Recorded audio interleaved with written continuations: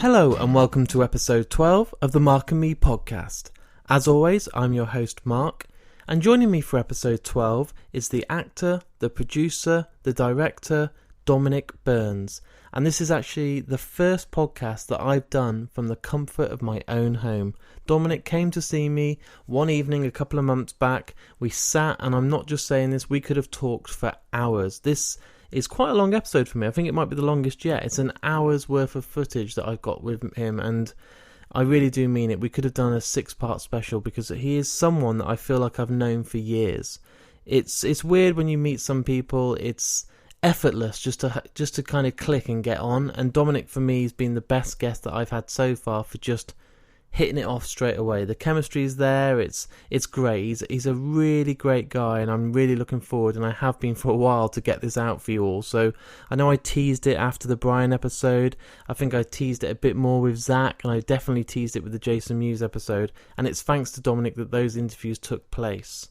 So, as it's a long episode, I want to get straight into it. Here is my interview in the comfort of my own home with Dominic Burns. Enjoy. So what I want to do is basically take the listeners back to your very early days. And did you actually grow up wanting to be in film, or were you this person that it just fell on your lap and you thought, well, I'll give this a go? Well, it definitely didn't fall on my lap, that's for sure. I've always been absolutely obsessed with films since I can remember. I think it started out with like James Bond. I think that was like where the obsession began. Yeah. And so I was always been a passionate film fan. Always lived at the cinema or the video shop, you know. So I just grew up in and around films. But actually, when I first started out in kind of promotions, I actually was a runner for a TV show called TFI Friday. Yeah, the old Chris Evans. Yeah.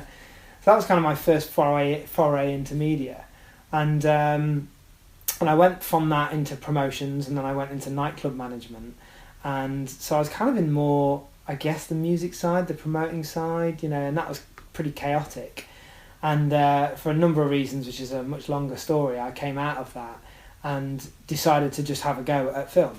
You know, I'd sort of made enough money to be able to breathe for a little while and take a run up at movies, and we naively started off trying to make this film for like a couple of £1 million, and we were running around Cannes trying to finance the thing and desperate to attach people that we in our mind we perceived this actor as having a value, but just because he was famous and a hero to us didn't necessarily mean he meant any sort of money on the market in the film. That's the depressing kind of business side of the film business. And anyway, long story short, we literally spent like 3 years trying to get this film off the ground, and we got really, really close, but ultimately the whole thing collapsed around the start of the credit crunch. It was all to do with that, and it was heartbreaking. But we had, really bizarrely, I had a chance encounter with Danny Boyle, and I'd kind of explained the situation, that we had this script that people consistently responded to, but we just couldn't get it over the line in terms of the finance. And he just said, lower your costs. It's not, you're trying to run before you can walk. Lower your costs. So we took him very literally, and we basically had this horror film that we knew we could make. I'd been told 1 million times I couldn't make it, because it was the first horror film in the world that had to be shot in a single take. So the whole thing? The whole thing in one single take. And so I just kept getting told, well, that's stupid, it's impossible, you can't do this for X, Y, and Z reason, you know, you'll never be able to pull that scene, and how will you do that, and basically you tell me I can't do something enough, and you're just gonna ensure that I do it. Yeah. And so we knew we could do it for a micro budget, and we scraped together like no money, and we kind of scraped together a team, and we just said, look, we're going to attempt this madness. We're going to give it a go, and we could fall right on our faces, but we're not going to cheat it. If we don't get it, we don't get it. We're just going to go for it. And one of the first people I pitched that to was Zach Galligan from Gremlins, Billy from Gremlins, and he was like, hell yeah, you know, that sounds amazing. And Zach was, you know, he understood and respected the fact that we had no money and this was a budget show, and he came over and we had a go at it, and we pulled it off. Now the film is not great, you know, I look back on it and I cringe in many ways, but we did pull it off. We were the first horror to do the whole film in one single take. First I'm aware of, anyway. And because the film was kind of interesting, and because it was different. We were able to sell it in the UK, and we sold it in America, and that kind of off we went. You know, you're off and running then. And once you've got a film that's you can walk into HMV and buy, or walk into Asda and buy, you know, people look at you in a slightly different way. You know, it's ever so slightly easier to move on. You're legit, aren't you? You've kind of got the product to back your name up a bit. Yeah, you are. I mean, certainly then. I mean, I would say, if anything, it was probably slightly easier then than it is now. Because the thing now is that, and I mean this with huge respect, but you do get a lot of people in this business who, I mean, you say, you know, you don't get people wandering around the street saying they're a doctor or they're a fireman or a policeman unless they are, generally speaking. But you do get quite a lot of people that are saying they're a film director or a film producer, because the definition is quite, you know, how do you define what a film director is, really? Is it a person who's directed a film? Is it a person who's directed a film that's been distributed somewhere? Is it a person who's directed a film that's been in cinemas? I mean, how do you kind of define it? It's quite, you know, it's difficult. You've got Steven Spielberg and you've got a guy that's studying film studies at college, and they're both classed as filmmakers on their CV. Yeah, exactly. Well, that's my point. So it has got, because there's so many more people making movies, and there's so many more resources available to make movies. I mean, it's great in many ways, because you are going to unearth a lot of talent. You know, you're going to unearth, you know, it's great because you do have the opportunity to kind of, you know, instead of like you get everyone wants to be the England manager, reckons they could pick a better England football team than the current manager. But at least now with film, everybody reckons they can do a better job. But at least you've kind of got at least an amount of the resources to have a go and attempt it yourself and put your money where your mouth is, so to speak. But at the same time, it does mean that the market is absolutely flooded, and with effectively the depressing death of DVD and Blu-ray sales, you know, they're pretty much in the market, in the business side of the film business. Everybody considers DVDs to be dead now. Yeah. So there's a lot more product and a lot less place to put it, which is depressing. The fact that I am not going to be able to take my daughter or son to a video shop and rent a video out, and they're not going to know the smell of a video shop on a Saturday night, and the excitement when new titles come in, or when you're sifting through the weekly you know, the ones you can rent for a week, and you find that little gem with Michael J. Fox in it that you've never even heard of. I can still remember the excitement when I stumbled across The Secret of My Success. Like, there was this Michael J. Fox movie that I never knew existed, and I was holding it in my hand in this new video shop I discovered when I was about 12, you know. And I mean, for my kids to not experience that genuinely really depresses me on a profound level.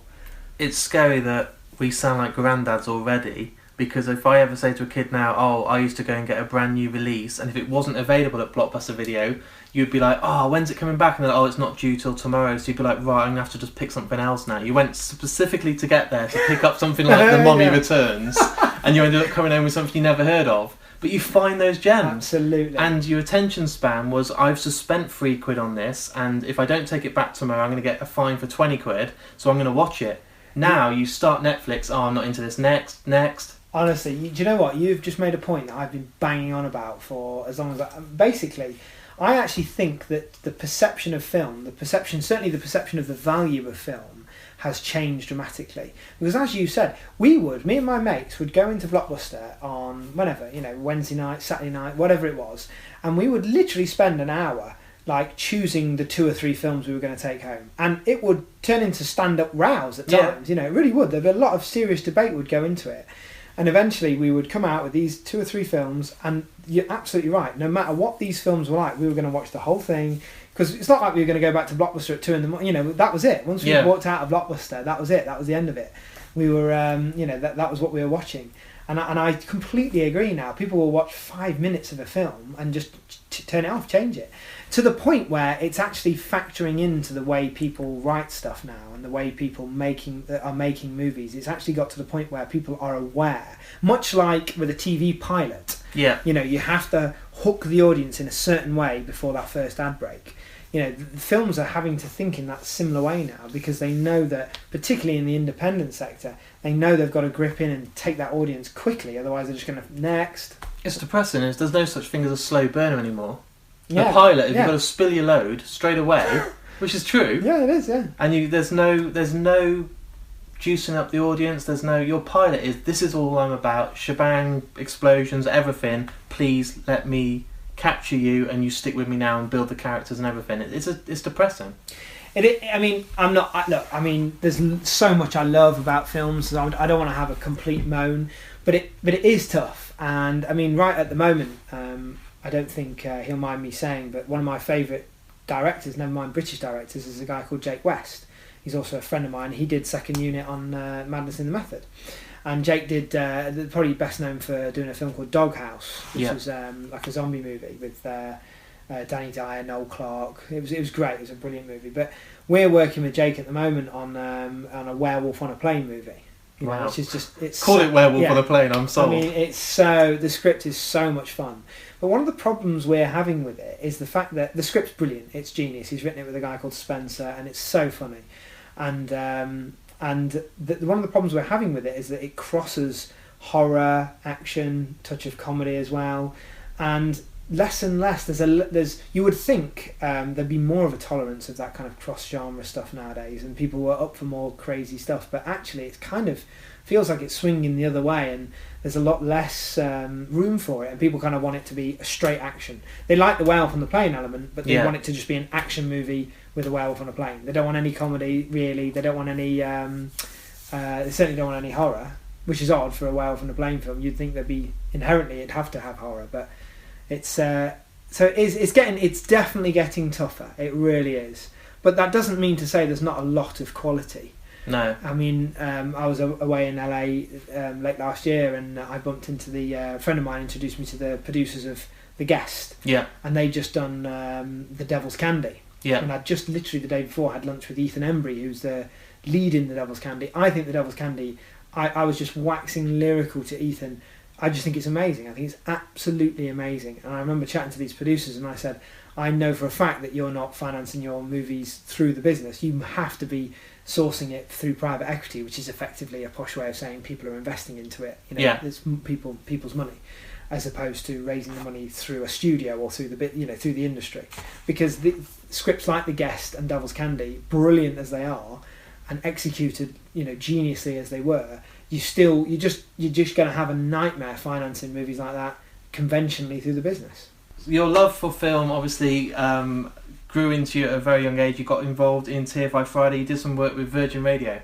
Yeah, I did actually. Yeah, I worked for Virgin for a little while, and then I got the gig doing TFI Friday. How did that come about? Because that's not like you were like, oh, TFI Friday. TFI Friday was the biggest. You stayed in on a Friday night to watch TFI Friday. Yeah, it was the best. Great. Everyone looked coked up on the in the crowd and working on it, but it looked like a great show to be involved with. It was amazing. I mean, like some of the things, like I met David Bowie when we were doing that, and that was incredible. And he was amazing. I mean, when he was on, he had you could always tell when we had a mega star on, because the place was full of fans of just them. Yeah. And no one gave a shit about any of the other guests, any of the other bits of the show. They just gave a shit about whoever this megastar was. And David Bowie, his audience, it was packed. And then the moment we went off air, so Bowie's on stage. There's only about 400 people there, and you got to remember this is way before social media. Yeah. So and as soon as we went off air, Bowie just goes, "Are we off? Are we done?" And they were like, yeah, we're off, David. He went, good. And I was a bit like, oh, that's a shame. He's obviously gonna. And he went, now the real show begins. And he just proceeded to just do an impromptu concert for this 300-400 people that were there, and which was amazing. And eventually they had to pull the power on them. The venue pulled the power. That was the only way they could would have played all night. Oh, and no security were telling David Bowie to get off stage. Stop playing Starman, mate. They were dancing. Yeah. They were too busy dancing. It was amazing. What a guy. He was an incredible performer, incredible. I saw person. him at Glastonbury. Wow. One of my first ever festivals, and I remember Coldplay were on at midday, and then Muse were on at 1 p.m. And I was like, who are these bands? And all I was there for was Bowie.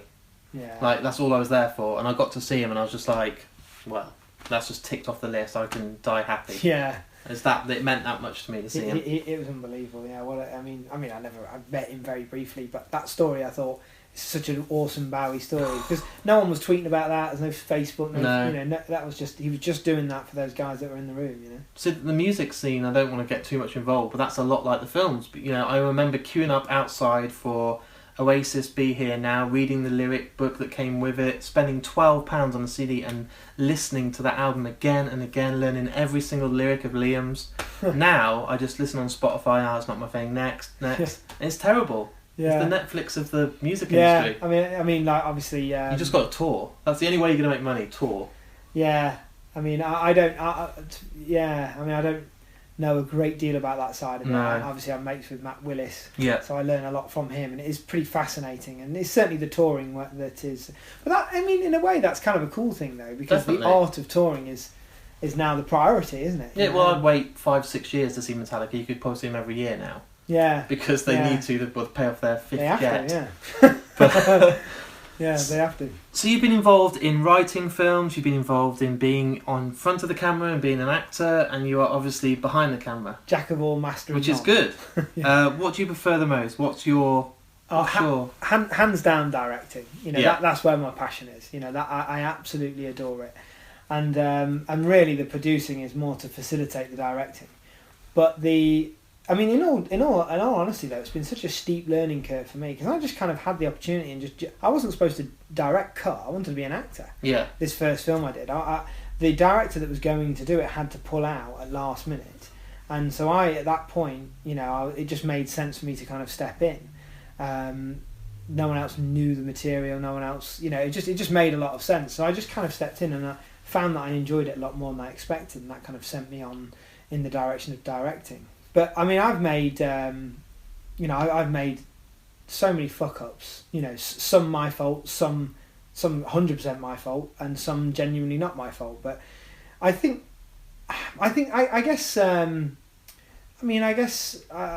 you look back. I look back on my films, and some of them I can't really watch. Like I can to a point, but I can't watch with any. I just kick myself the whole time. But at the same time, I think what's the only thing that's ever frustrated me, I never mind about critics, because I think it was my third film where I can't remember which is which. I think somebody called me a boneheaded idiot, and then someone else called me the next John Hughes, both of which are ridiculous. And I remember thinking, like, at that point I remember sort of disengaging with the emotional attachment of reading a review. I've sort of got a very good ability of doing that. So I genuinely don't really care.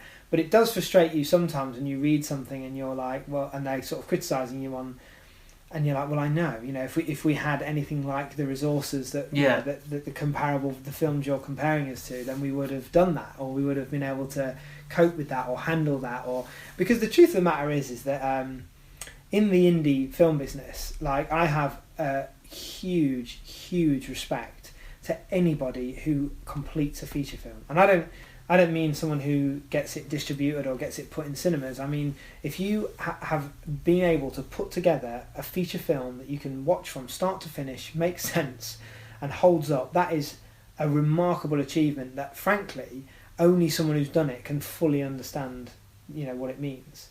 It's an incredible undertaking, and it's so tough. And if you then manage to get somebody who thinks that film is strong enough to put their money into it and start turning it into a DVD, Blu-ray, put it into cinemas, TV, Netflix, wherever that goes, if you then manage to get that film distributed, then that's even more incredible, And then if critics don't like it, that I understand that. And don't get me wrong, I'm not coming out against critics. I'm the first person to give my opinion on a film, absolutely, of course. And I read loads of reviews, and I listen to them, and I love review podcasts. We were just talking about it just before we started recording.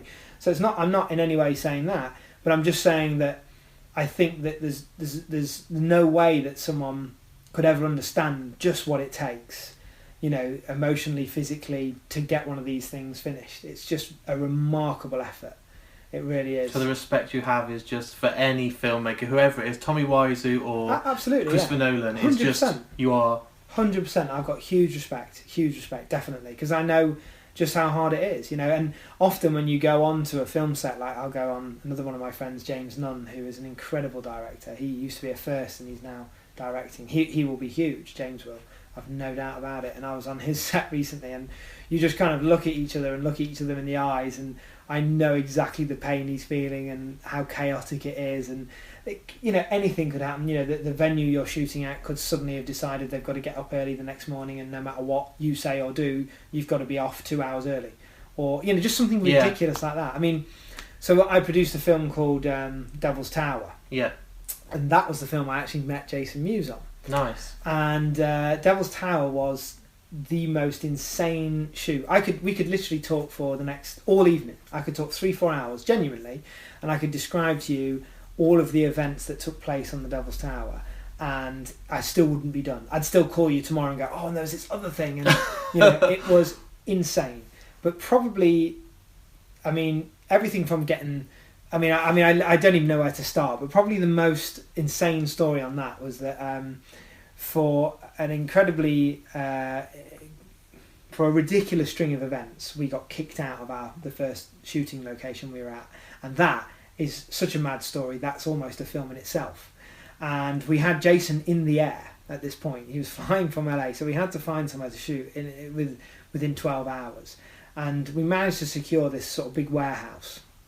And somebody, as we were driving into this warehouse, blocked off a woman who had a warehouse opposite us, had a little honey shop opposite us. And she had to reverse back. And I don't even know what the incident was. I genuinely don't. But somehow somebody from the crew managed to piss this woman off, and it was something really incidental. Yeah. And that then spread into a huge standing up row where she ended up having a screaming match with the Roxanne Pallett, who was the lead actress in the film. Crazy. I then stepped in and sort of calmed it down, settled it down. The guy then came out, her fella, and started threatening me, and this whole thing nearly erupted into a huge brawl where you had like the script supervisor and the costume guy and the hair and makeup, everybody looking at it now, it's hilarious. It was just nuts. So this whole thing got fizzled and we all forgot about it, and that was the end of it as far as we were concerned. And the next morning we woke up, and overnight the people who owned the honey shop had dumped, and this is actually ingenious, had dumped, and this is all allegedly, of course, I've got no proof, blah blah blah, but they had dumped a barrel of honey up the entrance, like up the front door, and the sort of like the garage door entrance to our warehouse, had just coated it in honey, and therefore attracted hundreds of thousands of bees. I'm picturing like the Wicker Man, not the bees. So, I mean, Christ. Do you know what? I was like, that is genius. I mean, I couldn't even be. I was talk about. Clapping I was. Play, I was like, do you know what? You win. Done. Yeah. And so we literally had like hundreds of thousands. We couldn't get into our set because there was thousands of bees there.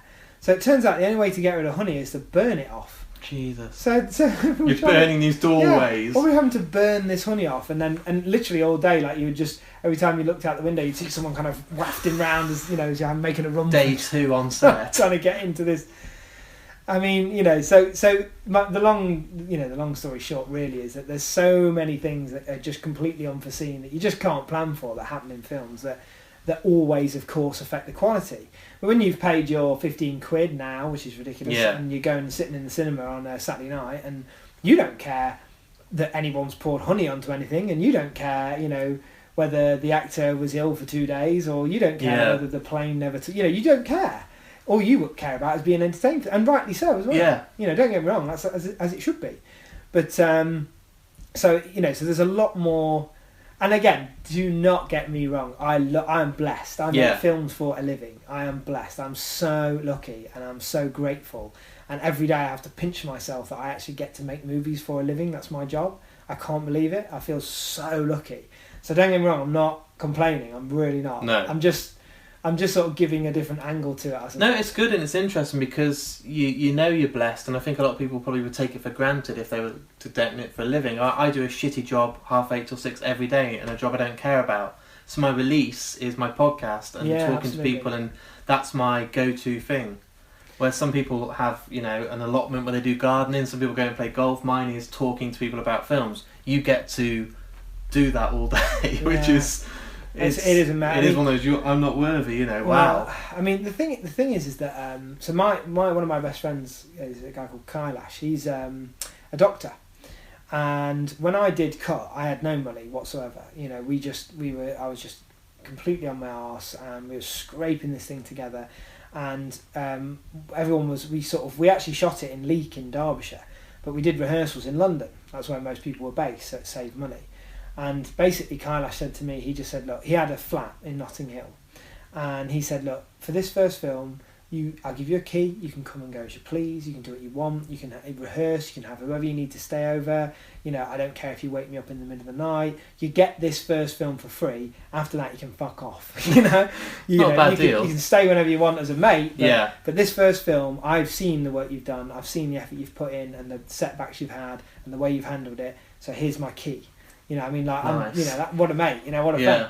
And I lived there for a little while, in the pre-production to cut, and then in post-production to cut.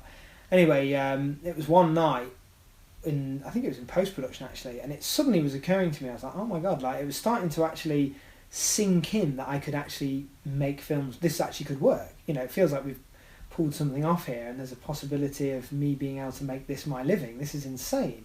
And so suddenly I started questioning, I was like, okay, is this definitely what I want to do? You almost question, I don't want to sort of, wake up at 70 and think, Christ, have I know it sounds a bit almost like cliche, almost sounds a bit cheesy, but, have I wasted my life? Is this what I want to do? And I knew I had the passion for it, but I was just making sure that I sort of felt it was the right thing to, because I want to feel like I'm doing something at least vaguely productive, And there's that risk of having a hobby that you love and that release, and then making it a full-time job, you might resent it. And that is dangerous territory. It didn't happen, but I guess... Luckily, I bet some people have. Yeah, I'm sure. Many. Sure they have, yeah. But I remember one night at Kailash's, we were just going out for a bite to eat, I think. And he sort of nonchalantly turned around and said, oh God, I had a shitty day yesterday. And obviously when a doctor's had a shitty day, it laughs in comparison to our shitty day. They probably told somebody they've got cancer or something awful, And then he kind of equally nonchalantly remarked that I threw on an Adam Sandler film on, and made me feel, it felt instantly better. And he kind of turned to me and said, you definitely need to keep doing what you do, so I can pay you to entertain me, so I'm able to do the real work. Nice. And suddenly, and he didn't say it, wasn't saying it in a sort of, he was saying it in a very honest way, but suddenly it was one of the most, like, to me it was like an epiphany. And it sounds daft now I'm sort of saying it out loud, but it was such an amazing moment, because I was like, oh yeah, I suddenly felt like something clicked. Yeah, I was like, okay, well I get the place, I get it now. Yeah. That I do feel like there's something to what we do, really do. But further to that, whilst it is amazing what we do, we're not saving lives. And I do think that at times the film business needs to remember that. It is amazing what we do. And we are creating art, and we are creating, and we're making social comment, and we're creating escapism. And I think escapism in film is underrated. Yeah. There's nothing wrong with, a cheesy movie that allows someone to just forget their troubles for an hour and a half. I think that's wonderful. But we're not saving lives, and I think we've got to remember where we sit in the, you know what I mean, in the position of the whole thing. And but I feel comfortable knowing that. I think in the same breath, you also need to give yourself credit that it sounds bad, but you are kind of a release for someone, and like a form of Prozac or something, that someone is having a 100%. bad time. If I've had a shit day at work, or I'm depressed about something, or someone's just upset me, John Hughes film, Uncle Buck. Oh, absolutely. Absolutely. So, Uncle Buck is my go-to film. I'll get some ice cream, I'll sit there, and John Candy can just do whatever he wants. Or I can put on Almost Famous, Cameron Crowe films, and I feel great again. Yeah. And for that 2 hours, it's better than injecting myself with a drug or drinking myself to 100%. Sleep, and it cost me nothing. Preaching to the converted, sir. I couldn't agree with you more. For me, I've got one of my guilty pleasures was not really guilty pleasures, but one of my go-to movies was always Jay and Silent Bob Strike Back. Yeah, and it's so silly. It's great. And do you remember The Great Outdoors? Yes, I adore that film. I know it's terrible, but I love it. There's nothing wrong, man. It's chase me. It's I think you are right. It isn't saving people's lives and putting people's lives even at danger, but you are also so much to some. It's like an album. You are going to mean something to someone. Someone is going to watch Madness in the Method, and that will be their John Hughes go-to film. Yeah. And that's a weird way to look at it. With so many people in the world, they will go to that film and go, do you know what? Jay being so crazy in this film makes me feel better about the shit day I've had. And you know what? You couldn't give me a better compliment. If somebody says that to me, you literally couldn't give me a better compliment. That would be like that. Like just the fact that somebody it's improved somebody's mood and taken them away from whatever shit thing that they were going through at the time, just for a couple of hours, and that's perfect. You know, forget the Oscar. Yeah, I just want. No, we'll take the Oscar as well, lads. You know, come on. So you've done a few films. The first time I met you was on set. You know, I was interested at the fact that why is Jason Mewes in Derby? You know, that blows my mind in itself. You know, we had Brian O'Halloran as well. We had Billy from Gremlins. Exactly. You know, I'm always going to call him Billy from Gremlins. But then I saw Vinnie Jones. You know, I'm seeing all these big names. Matt from Busted. You know, loads and loads of names. And I was thinking, what is this all about? I contacted you. I just wanted to come and see it for real, to believe this was really happening. From the moment I walked on set, and, you know, this was the biggest compliment to you, it felt like one big family of friends, of a group of people, a bit like the Breakfast Club. They're these group of people that are there for a purpose. Everyone knows why they're there, but everyone is kind of, I don't know, it just felt like everyone was rooting for each other to make the best thing that you could do. Well, I mean, that is down to you. That is a huge compliment. I love the Breakfast Club nod as well.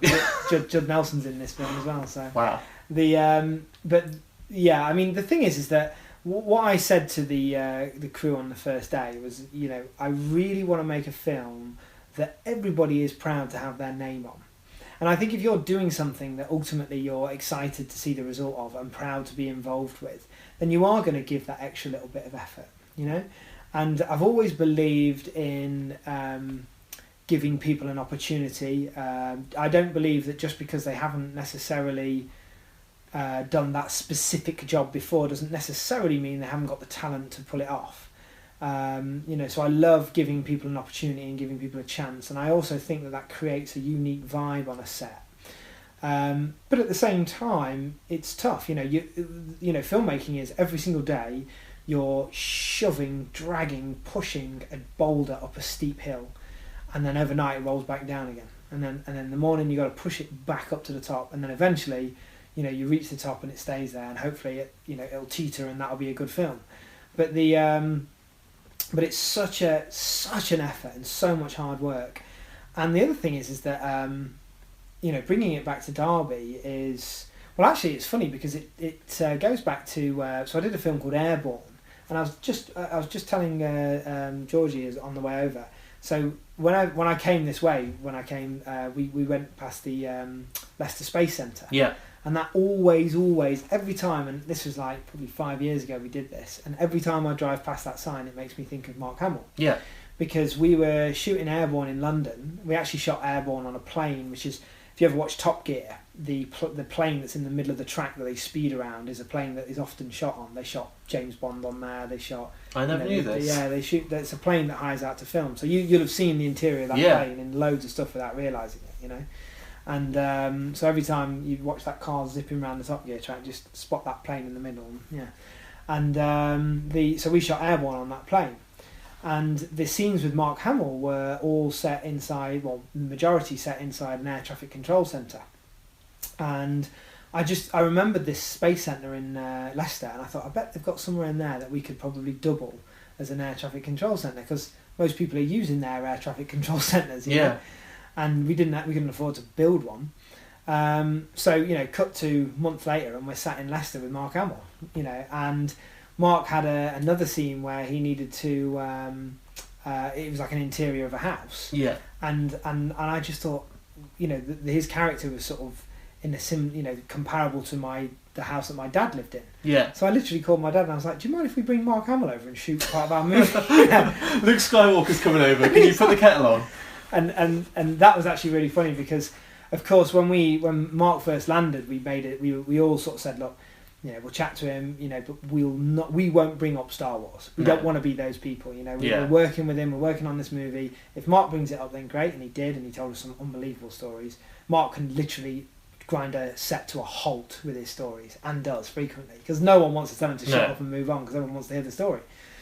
But Mark and I connected on, like, I'm a huge fan of the Big Red One, the war movie he was in, and we're both fans of the old Untouchables TV show, the TV series, and so we connected on those kind of levels. But we'd basically gone like a couple of days without mentioning Star Wars unless Mark brought it up, and we'd said the same to the crew. We just don't want to harass him about it. I mean, now we know Mark, he's lovely, he wouldn't have minded in the slightest, but at the time we didn't. So no one mentions Star Wars. We get Mark up to Derby. He's comfy with his wife, who's a sweetheart as well. He's chilling out in my dad's conservatory, which is kind of surreal. And literally through you've seen what it's like when a crew takes over a house. It's complete chaos. And through the crew, I just see my dad like across the way, weaving through, holding 2 massive Star Wars posters. Walk straight in the conservatory, straight up to Mark. What? Would you mind just signing these? I'm just like, oh god, But I mean, Mark didn't care at all. It was hilarious, and my dad still laughs at that now. But anyway, it was that experience that triggered the idea that that we don't have to just shoot in London. No, there's absolutely no reason we can't shoot elsewhere. And actually, do you know what? I've got to tell this amazing Mark Hamill story. So when we were shooting in Leicester. We finished on a Saturday night, and what Mark had done is he'd asked us to keep it out of the press that he was here, because it does, as you can imagine, it gets people go a bit crazy, and he said, I'll do all the press to promote the film, but just while I'm here, just keep it on the down low. Yeah. So we'd arranged, like, I know Dave over at Hey You Guys, that website? Yeah, yep. Some good people, and some friends of ours, Empire Magazine, came up to do a few interviews. So we're doing a couple of these interviews in his trailer, just as he was about to finish filming on a Saturday evening. And we just finished the last interview, and I opened the trailer door, peered out, and a stormtrooper walked past. And I shut the fucking... And I was like, oh, for fuck's sake. And I opened the door again, and this is true. There's like a Princess Leia and like a Wookiee, and they're all walking past. And I was like, fuck it, it's... We're at Comic-Con. It's gone out. Yeah, it did feel... It literally felt like a comic. That's exactly what it felt like. And so I slid out the door.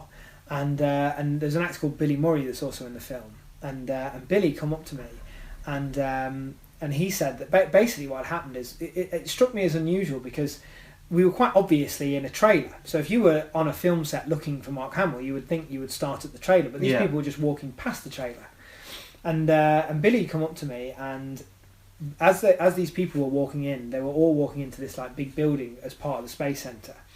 And there was a guy with a camera filming people as they walked in. And he'd come over to Billy, and he'd told Billy what was going on and asked Billy if he would film a message. And because the guy with the camera had recognised Billy. And basically what was going on, cut long story short, it was a guy's 50th birthday. They'd hired this place out for the Saturday night, and it was a Star Wars fancy dress theme. And not only was it this guy's 50th birthday, he was also celebrating having been clear of cancer for 5 years. So he'd beaten cancer for 5 years and was throwing this massive party. And the guy had recognised Billy and said, oh, would you do a message? So Billy had come up to me, and he said, Billy said to me, he said, should we ask Mark? Do you reckon Mark could do a message for us? And I was like, I don't know. Let's go and find out. So because you can imagine, like, what are the chances of being in Leicester on a Saturday night? I just put myself in that guy's head now, thinking, relief for you, knowing that there isn't the word out as that Luke's here. Yeah. But that guy's going to have the best birthday anyway, because he's 50 years old, he's not got cancer, he's got all his family there. And then suddenly... Yeah. And now, so I walk in and I explain the situation to Mark, and I said, would you mind doing a video message? And he said, no, I won't do that. He said, let's go in the party. That's mental. So, at this point, I was just like, brain, take every second of this in, because this is, this is going to be one of those moments. So we took Mark over to the entrance of this party, and this guy just went, he could see through him. He just went white as a sheet. He could not, he didn't speak for about the first 2 minutes. He just couldn't. But you wouldn't, would you? You're in Leicester.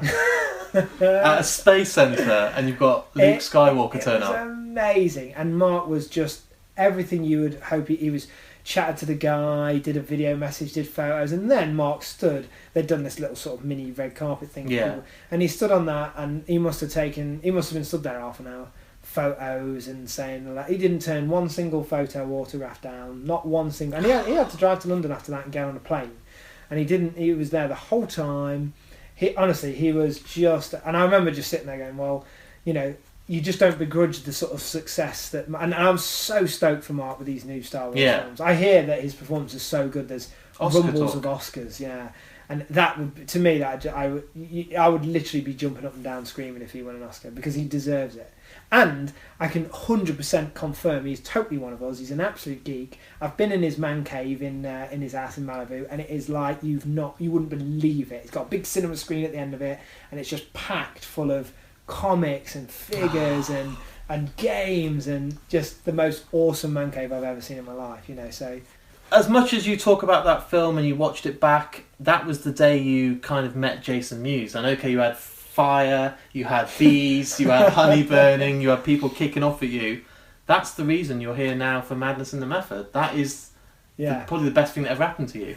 Well, Jay, I instantly really got on with Jay. And you could see that he was kind of going through the motions a bit, doing his part, And I sort of said to him, respectfully, I felt comfortable enough. It was so brilliant listening to your podcast, because you were saying, I could hear you trying to sort of describe what it's like to meet Jay, because he's such a genuine, down-to-earth person.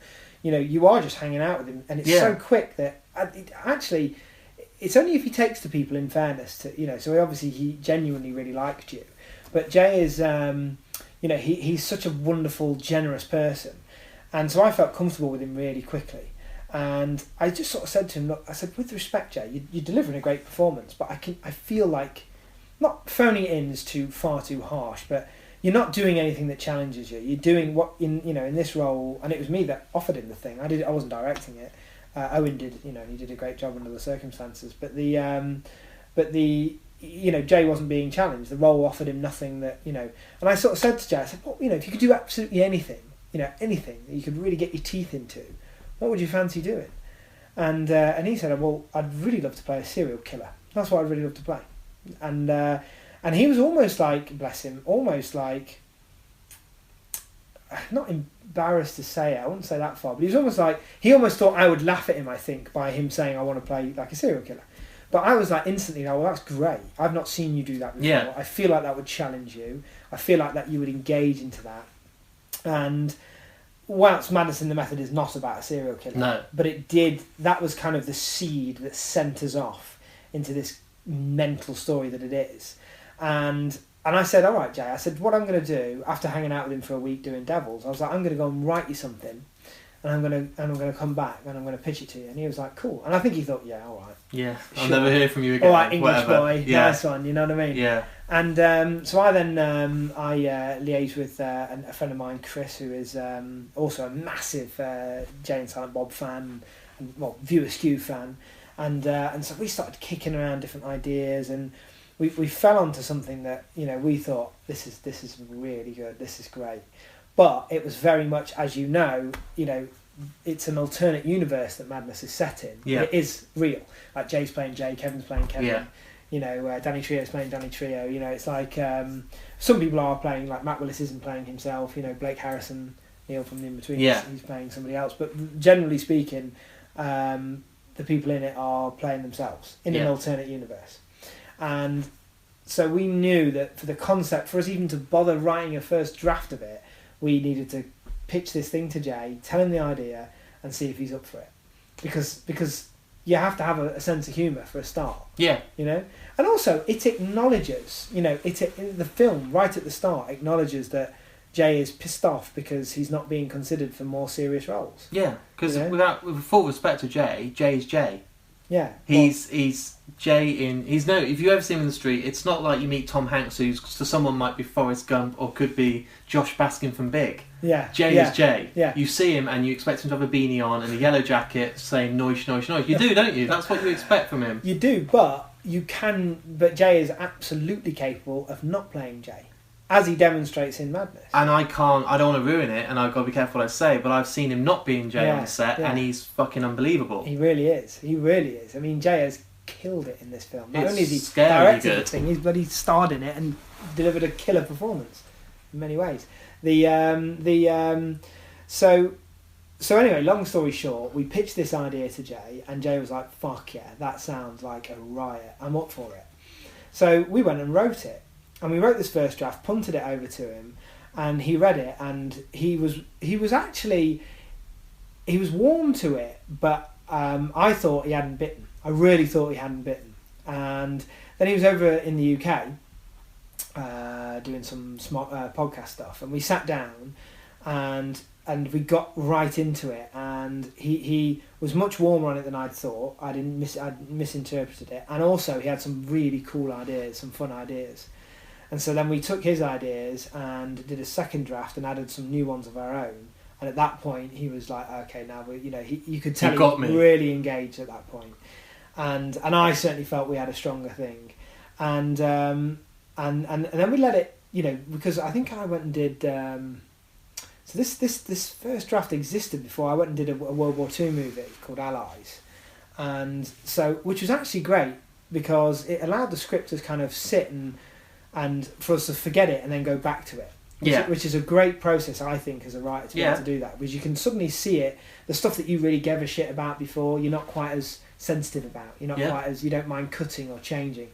And then we did, which was probably now about the 10th, 11th draft of the script. It was quite, and that was the one that turned everybody's head, And my producing partner, Rob, it was only at that point I actually sent it out to him. He's over in LA. And Rob read it and went, "This is hilarious." And he's a huge fan of the world as well. "This is great." And Rob and I at that point we were like, "Yeah, that's what we're going to do. That's going to be our next one. That we're full steam ahead on this." And it was like, "Right, Jay, we're doing it. Let's go for it." And Jay, for ages, just didn't believe us. He didn't, and I'm sure he'll he said the same thing. I just don't think he believed we were going to pull it off and it was really going to happen, because there's so much bullshit in Hollywood, so much bollocks that people talk, And he's been promised stuff every day all his life that never follows through. Big time. There's so much bullshit, But we were like, no, we're hell bent on this. Let's do it. And and then and so we started then putting the cast together. Like very early on, I was saying to you earlier, Matt Willis, Matt from Busted.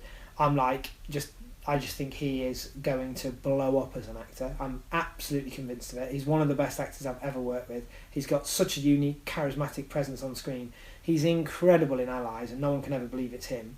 And he's just delivered an absolute barnstorming performance in Madness in the Method. He is amazing in it. And Matt was one of the first people I actually went to and said, "I really, really want you to do it."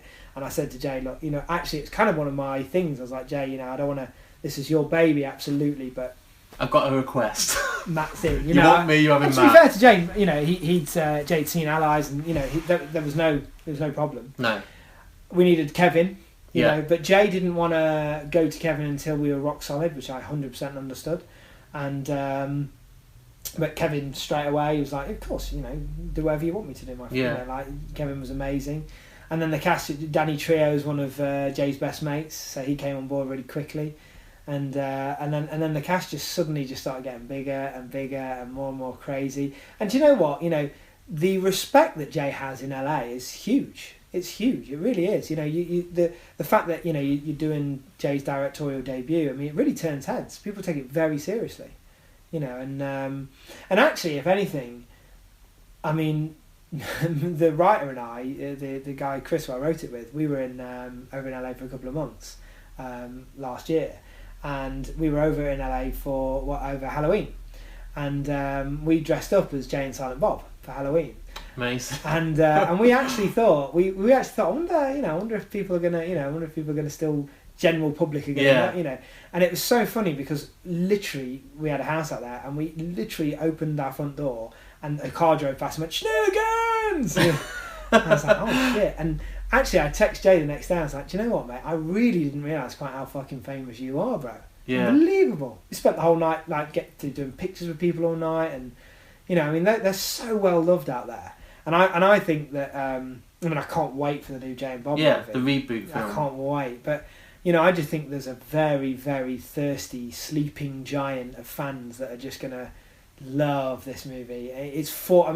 I am a fan, and it's written for the fans. There's so many references and so many little nods, and I think you'll enjoy it from a point of view it just being a kind of crime thriller comedy kind of mashup. But at the same time, if you're any sort of fan of View Askew, you're going to love this movie. How can you not? But the thing is with Kevin Smith fans, I'm one of them. I was on the forums back in the day when he used to reply to me, and I was like, "Oh my god, I'm on View Askew forum. I can't believe this." And My God, like, you don't like Kevin Smith films. They are part of your life. Yeah, it's so and true. That is it. You don't just go, oh yeah, I think I've seen that one. Is that the one in the shop that's black and white? You're like, yeah, I know Clerks, I know Randall, I know Dante, I know everything about it. It's filmed in New Jersey. It's the quick stop. You know everything. You become obsessed, and then you love Chasing Amy. You love Mallrats. You love Tusk, even though it's not the greatest film. You love it because it's still Kevin Smith. 100%.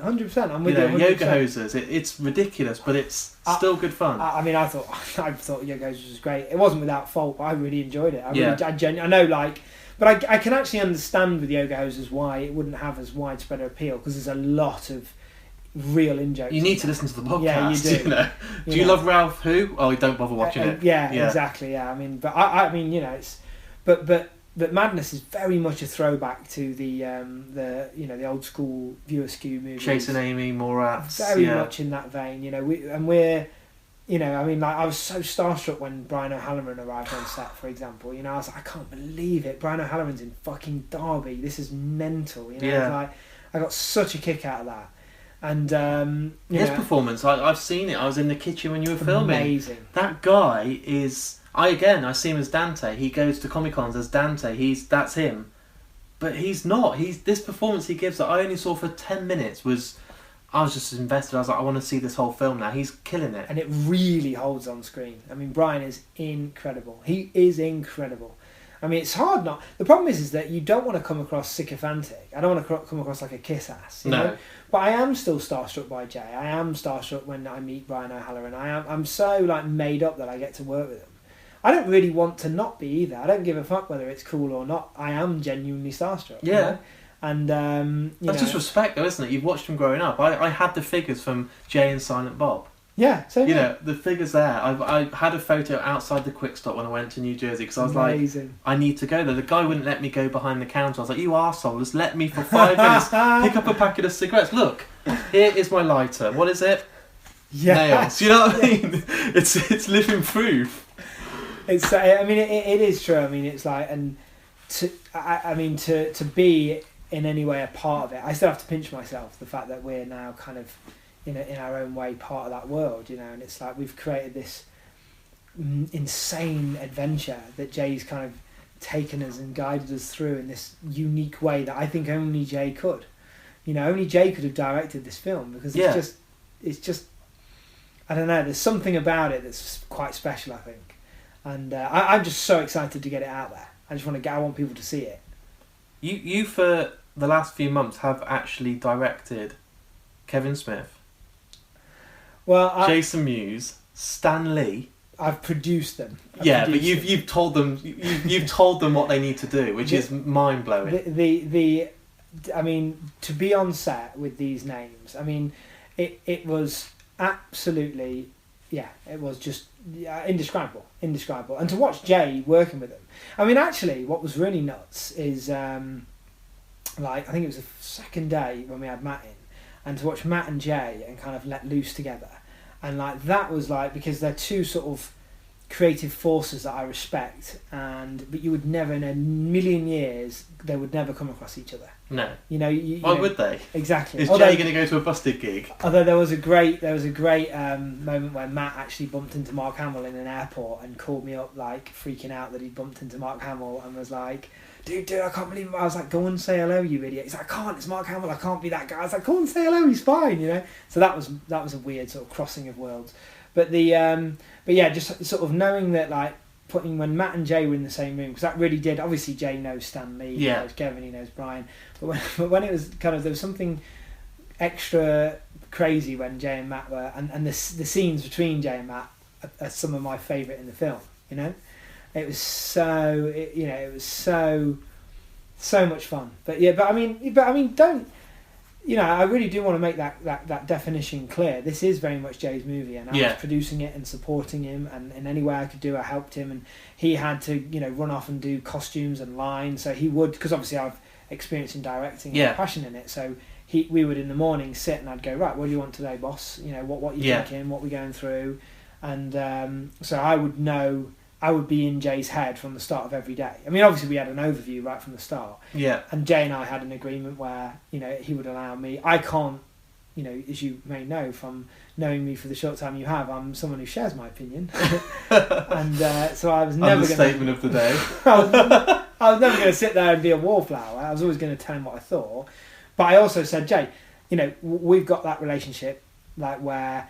Like, I'm always going to give you my opinion, and you've always got to feel free to tell me to go and fuck off. Yeah. And he did. Not in a... No, not in an offensive... You never upset him or offended him, but I'm sure you had that mutual respect where he took on what you said, and if he didn't agree, he'd be like, nah, fuck 100%, that. Yeah. 100%, yeah. And it would have been a disaster if you hadn't. He'd go, no, I don't actually like that, I want to do it this way. Yeah. And sometimes he would go, you know, we're good to do it this way round, will that make sense? Because obviously he's not as experienced in the edit. Yeah. You know, he would ask a bit, but he would ask opinions from the crew as well, it wasn't just me. He would like... Jay's a very collaborative filmmaker. He's very smart. I mean, obviously he's been on a million film sets, seen Kevin work. He gets how the process works. But he's very... I always think it's a smart director that knows to lean on his crew. Yeah. You know, where necessary. You know, because, you know, they're all experts in their own field. So you'd be daft not to lean on them where necessary, you know. That's one of the things that perhaps took me longer than it should have to learn, actually. Yeah, he must have had a lot of faith and trust in you, knowing that he's not here all the time. He's leaving the ball in your court. You've got to make sure that production team are together in Derby when he arrives. You had a lot of pressure on you to deliver. Well, we had Jay. I think what Jay and I do have is a trust. Yeah. I do think, and I tell you, Jay doesn't trust easily. He's very friendly and very good with people. But one thing he does, you have to earn his trust. He's no fool, Jay isn't. No. And anyone who mistakes him as one, you know, will soon realise that they're an idiot. Yeah. Basically, because Jay's very smart. And he's a lot more on the ball than you could be forgiven for thinking he is at times, you know? And I figured that out really quickly. And so I think me and Jay have I would like to think we have a mutual respect. I certainly have a huge respect for Jay. And I'm a huge admirer of his work. And I would produce him again in a heartbeat. I can't wait to produce him again. You know, I want to know what he wants to direct. Are we doing Madness 2? Are we doing... You know, some of the madness that he's come up with, what are we doing? You know, because I would work with Jay again. I think he's got a career as a director. I do. And that was only spending a day with him. I sat with him, I went for lunch, I went to Starbucks, we sat in it, like you said, he feels like a mate, which is weird. Absolutely. And, you know, I think he accepted me and we kind of just got on. And by the end of the day, I thought to myself, as mad as it sounds, maybe not on the scale, but that could be another Ben Affleck. He's been in front of the camera, he's been on a lot of films. Remember, he started on Chasing Amy and stuff like that. And he's fucking making Argo and winning Oscars, you know, and Batman. Okay, I don't see Jay being in, you know, Justice League one day, but I see that he will make another good film and another good film, and people will start going, actually, this is a really good filmmaker. This guy's not just the stoner guy from Jay and Silent Bob. He's actually got an eye for it. Absolutely. I really agree with that. I think he's not just the stoner guy from... He's a lot more. Both as a person and as a talent, you know. And I mean, the thing with Jay is that what I love about Jay and what excites me is that, like, some of his ideas are so sharp, but also so completely. I mean, I would never have thought of that.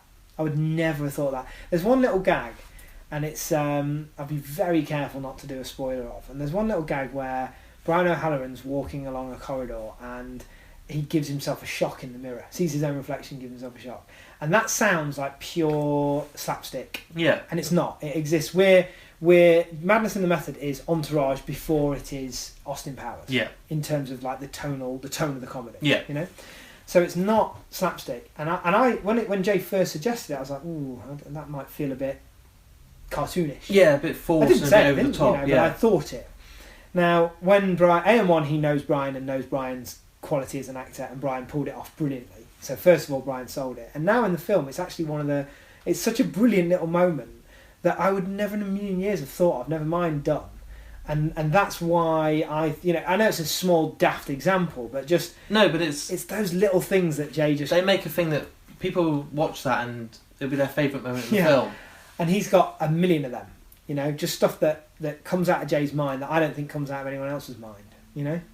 All I'm doing now is sitting here thinking, when is it out? I've had a teaser. I've been on set. I've seen it. I've seen lots of good stuff going on. You know, you've heard my podcast. I don't talk about any certain scenes because it's not fair. Yeah, I want people to be very surprised. And where are we at now? So now we're sitting here. It's nearly April. What are we looking at? Well, I'm honestly not sure. I go to LA in the morning. Yeah. So I'll go and meet Jay and Rob, and we'll we're going to figure out a plan, and Jay's got to spend some time. We've got a kind of rough assembly now that the editor and I put together, and now Jay's got to get in there and he's got to go through the edit with the editor and go through what he wants and change and tweak and sharpen. We may have I can't say yet, but I think we've got another treat coming in terms of another member of the cast that I think that's going to join. Oh my God. So we've got a bit more to shoot as well. You're just teasing, all those listeners are just like, I know, damn it's you. so much fun, but I mean, I hope what we're portraying is that, knowing and working with Jay is every bit as much fun as you imagine it would be. It's just such a laugh. And we've had just, this shoot has just been a riot. And every day you've got somebody, some other star in there. Terry Hatcher, Judd Nelson, bloody... I every time I try and start listing the cast, I Vinnie forget Jones. somebody. Yeah, Vinnie. What a range. Yeah, it's an absolutely bonkers cast. It's bonkers. So what's the future looking like for you? I know you're going to America, you're going to be getting this film done, you've got loads of promotion, you've got the premiere, you've got all the after stuff, but what after that? Now, what's your moment? Forget Jay, you. I'm ready to die. I really want to direct something. I've not directed in a little while now, so I'm gagging to direct. So I've got a couple of projects that I'm looking at the moment. Rob and I, the problem is that it sounds, what I don't want to be is, we're not someone who likes to announce stuff. No. The film business is so fickle and things can collapse. I mean, I think I know what the next one's going to be, but I can't say it just yet because if it collapses, I'd rather say something when I know 100% it's going to happen. We say it and then we do it. Yeah. But there's some exciting stuff very close, and certainly working with Jay again. I would like that to be sooner rather than later. And after Madness and the Method, you don't know where it's going to go. It could elevate to the next level. I really believe that Jay has directed an absolute indie gem that you'll enjoy. Even if you're not a View Askew fan, you'll get a real kick of it. But if you are in any way a View Askew fan, it's unmissable. It really is. It's so much fun. I pinch myself every time I watch it because I'm just like, I can't believe it. I cannot believe that my name is on a bloody Kevin Smith and Jason Mewes movie, and I just can't believe it, and the fact that I got to produce Jay's directorial debut is, you can never get that moment again. No one else is going to get to say that. You were on the debut feature of Jason Mewes. Yeah, and I know Rob feels the same. Christy, the writer, he feels the same, and Jazz, and the Jazz who did always. I know you gave him a shout out in the last one, but Jazz. You see, the thing is that so many of the crew are just unsung heroes. We had an amazing American crew in LA, incredible. They worked their asses off, and they were so cool. And then we did it again in the UK. We had this great line producer in LA called Charles. He just brought it in for us, and then some. And then Jazz, steering the ship in the UK, and me and Rob overseeing the whole thing. Everyone I met in Derby, that house had about 100 people in, but every single person had a purpose to be there. Yeah. And they all nailed it, and they worked their arses off, and not one person moaned. And maybe it was just a good day, but I didn't hear anyone bitch or moan. I was like, wow. We were honoured and privileged, and it didn't go unnoticed, and hopefully we'll be back in Derby doing something equally mental quite soon, actually. And I'm going to be there. Oh, 100%. Wicked. Great stuff. Thank you. Thank you, mate. Thank you. So there it is. There's the interview with Dominic Burns, and I didn't kind of overhype it. I think the stories he tells, the kind of knowledge he has, and the so much that he has witnessed in such a short time, it's scary. I know that I will be looking back at this podcast in a few years' time and people won't believe I've actually sat down with Dominic, because I think he's going to be huge. Just seeing him, and as I mentioned on the interview itself on set, and the way he works and the way that he's so creative and so talented, and I'm in so much awe of him, and it was such a pleasure to do this interview. So as always, I want to say a big thank you to Dominic for everything you've done on Mark and Me. You've got me 3 amazing guests. I owe you so much, and I know that we'll be working together in the future. I'm excited about coming on sets of future projects you get involved in, films that you're going to direct, films that you're going to produce. I really do think I've made a friend here for life. So Dominic, I am so grateful for you taking the time to come on this episode. The response for the last few episodes has been fantastic. I really, really like the response that came from Lawrence, and I've seen loads of people tweeting now saying they've got into Turbo Kid and they're loving it.